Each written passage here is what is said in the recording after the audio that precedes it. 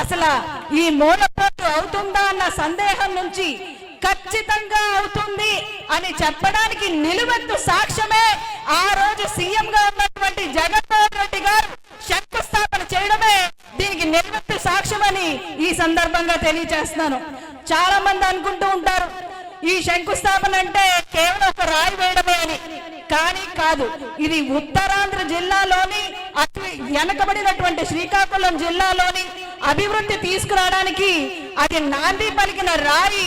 ఇక్కడ జీవితాలు బాగు చేసి నిర్వాసితులకు న్యాయం చేసి అలాగే ఇక్కడ ఉన్నటువంటి లాజిస్టిక్స్ ట్రేడ్స్ పెంచే విధంగా మరి ఏదైతే ఉందో మరి ఇక్కడ అందరినీ కూడా అభివృద్ధి తీసుకొని ముందుకు తీసుకెళ్ళడానికి జగన్మోహన్ రెడ్డి గారు అయితే ఎన్నో కార్యాచరణ చేసి ఆ రోజు 4,632 కోట్లతో మరి దీనికోసం నిధులను ఏర్పాటు చేసి శంకుస్థాపన చేయడం జరిగింది.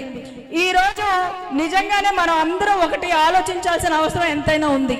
జగన్మోహన్ రెడ్డి గారు చాలా దూరదృష్టితో ఆలోచించి ఆయన ఎన్నో సంకల్ప బలంతోని ఎన్నో కార్యక్రమాలు చేశారు. కానీ ఈ సందర్భంలో ఒక్క మాట చెప్పదలుచుకుంటున్నాను. మనందరికీ తెలుసు మన సీఎం జగన్మోహన్ రెడ్డి గారు ఆయన సీఎం అయిన తర్వాత మొట్టమొదట జిఐఎస్ అంటే మనకి గ్లోబల్ ఇన్వెస్టర్ సమ్మిట్ అని ఒకటి పెట్టడం జరిగింది. ఆ సమ్మిట్ లో జగన్మోహన్ రెడ్డి గారు ఇన్ఫ్రాస్ట్రక్చర్ గురించి ఒకటి మాట్లాడారు. ఏమని చెప్పారంటే అక్కడ వచ్చిన ఇన్వెస్టర్స్ అందరికీ కూడా విభజితమైనటువంటి ఆంధ్ర రాష్ట్రం ఏదైతే ఉందో మరి ఈ ఆంధ్ర రాష్ట్రంలోని మాకు ఎలాంటి క్యాపిటల్ లేదు. అంటే హైదరాబాద్ లాగా కానీ బెంగళూరు లాగా కానీ చెన్నై లాగా కానీ మనకి ఇక్కడ ఎలాంటి క్యాపిటల్ లేదు. అది మా మైనస్సే అవ్వచ్చు. కానీ మా ఇక్కడ ఉన్నటువంటి ఆంధ్ర రాష్ట్రానికి ఒక స్ట్రెంగ్త్ కూడా ఉంది అన్నారు. ఆ స్ట్రెంగ్త్ ఏంటి అంటే ఇచ్చాపురం మొదలుకొని మరి చెన్నై వరకు కూడా ఏదైతే తీర ప్రాంతం ఉందో సుమారు 1064 కిలోమీటర్లు ఈ విస్తీర్ణంలో సుమారు 11 పోర్ట్లు నిర్మించినట్టయితే మరి అది తప్పకుండా ఇక్కడైతే ఉత్తరాంధ్రని అభివృద్ధి తీసుకెళ్లే పదంలోని ఆయన ఆలోచించి సాగర్మాల ప్రాజెక్ట్ ని తీసుకురావడం జరిగింది.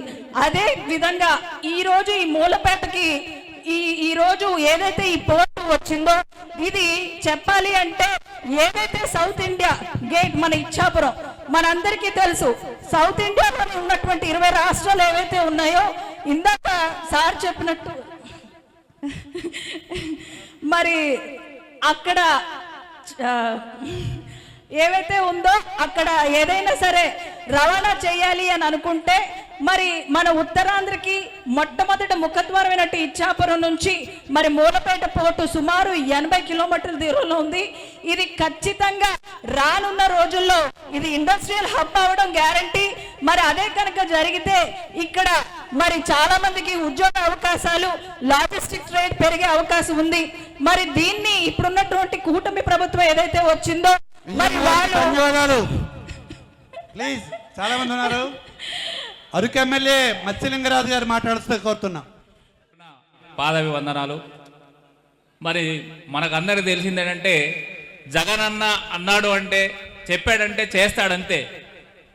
అలాగే చంద్రబాబు చెప్పాడంటే ఏది చెయ్యడు అనేటటువంటి నిజం మన అందరికీ తెలిసినటువంటి విషయమే. ఎందుకంటే ఈరోజు మరి మన భోగాపురం పోర్ట్ ట్రస్ట్ నేనే తెచ్చానంటాడు.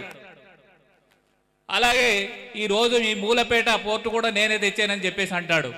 అంటే ఆ విమానాశ్రయానికి వాడు పునాదులు వేసింది లేదు. ఈరోజు ఈ మూలపేట పోర్ట్ ట్రస్ట్కి ఆయన అడుగు వేసింది లేదు. అంటే ఈ రోజు వరకు కూడాను అంటే 70% మన హయాంలోనే అంటే మన ప్రభుత్వ హయాంలోనే జరిగినటువంటి పనులు ఈరోజు మనం చూస్తూ ఉన్నాం. కానీ వీడు వచ్చి 18 నెలలు దాటినప్పుడు కూడా ఇక్కడ వీడు యొక్క పని కనీసము ఒక వంతు కూడా చేసినటువంటి దాఖలాలు లేవు. అంటే చంద్రబాబు యొక్క మాటలంతా కూడా అబద్ధాలని చెప్పేసి అనేటువంటిది ప్రతి వ్యక్తికి తెలుసు. కాబట్టి మరి రాబోయేటటువంటి రోజుల్లో మనమంతా కూడా చంద్రబాబు నాయుడు మీద తిరుగుబాటు చేయాల్సినటువంటి అవసరం ఎంతైనా ఉందని చెప్పేసి తెలియజేస్తూ ఈ చక్కటి అవకాశం ఇచ్చిన మీ అందరూ కూడా పేరు పేరున ధన్యవాదాలు తెలియజేస్తూ సెలవు తీసుకున్నాను. ఇచ్చాపురం సమన్వయ రాష్ట్రంలో వెనుకబడిన శ్రీకాకుళం జిల్లా అభివృద్ధికి వైఎస్ జగన్మోహన్ రెడ్డి 2019లో ముఖ్యమంత్రిగా తన పాలన ప్రారంభమైన నాటి నుంచే శ్రీకారం చుట్టారు.